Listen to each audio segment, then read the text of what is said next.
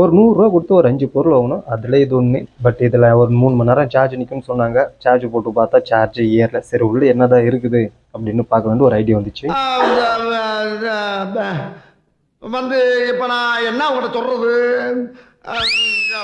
டிஸ்டர்பில் ஒரு ஏரியா போயிட்டு வீடியோ எடுக்கலான்ட்டு போனேன் மொட்டை மாடிக்கு மேலே.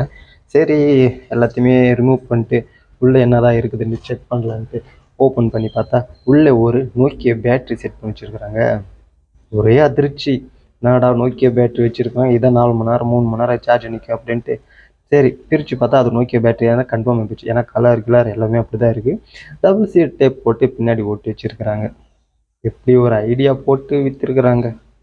சரி இந்த வீடியோ உங்களுக்கு யூஸ்ஃபுல்லாக இருந்துச்சுன்னா ஒரு லைக் ஒரு சப்ஸ்கிரைப் பண்ணிடுங்க. அடுத்த ஒரு வீடியோவில் எதான ஒரு பெட்டராக ஒரு கிடைக்குமான்ட்டு பார்க்கலாம்.